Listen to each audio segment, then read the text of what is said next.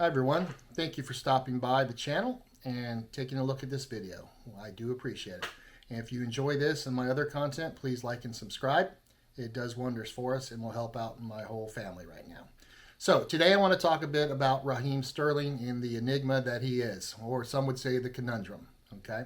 Because I've never really in recent memory seen a player that is so misperceived and so picked on by different people. Okay, and Raheem has a very interesting career because he has played for, if you count the Arsenal loan, four of what I would argue are the top six teams or have been the top six teams in the Premier League.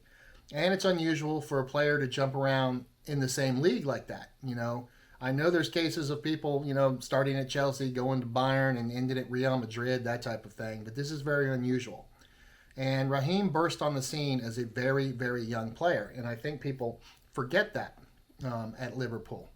And it's one of those things where I don't know if it was his agent that caused problems with the fans, if he did it himself because he was young.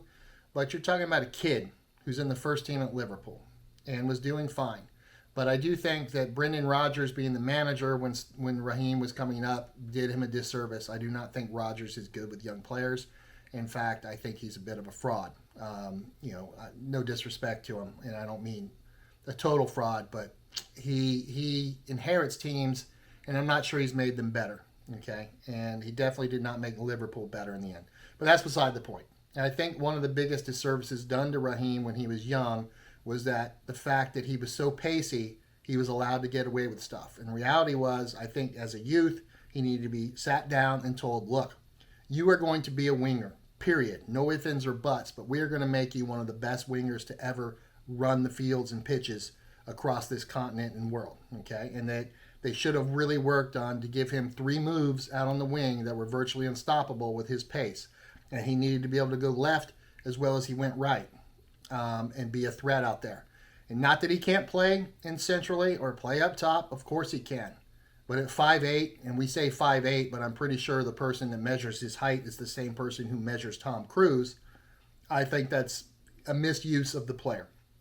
Out on the wing with that pace and that drive and that strength on the ball, okay, because his stocky build was just made for dribbling and breaking defenders' knees and ankles when they try to mark him, okay?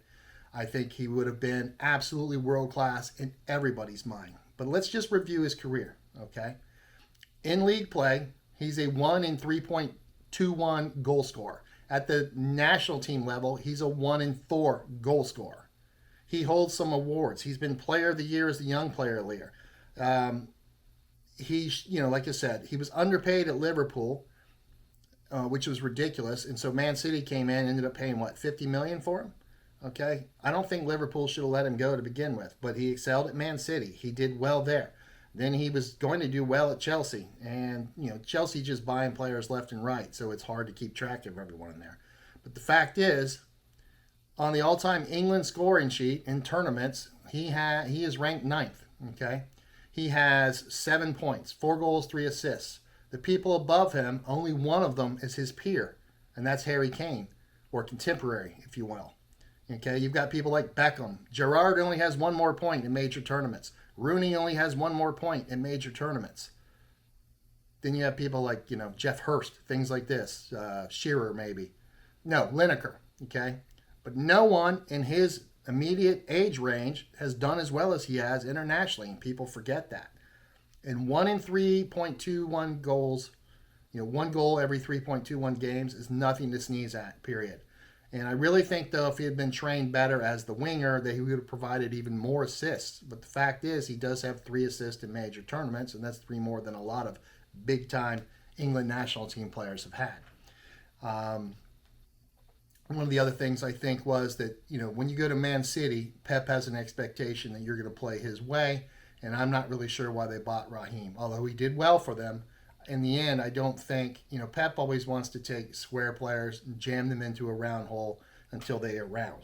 And sometimes it works, sometimes it doesn't. And obviously, Pep Guardiola has done well as a manager. You can't really criticize his results on there. I'm only talking about Sterling's performance and what people think about him.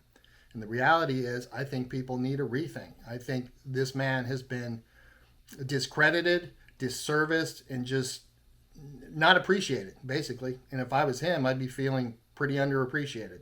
He needs to get the hell out of Chelsea and go to a team that he would like, that really wants him. Strangely, Fulham really wanted him from QPR before Liverpool got him.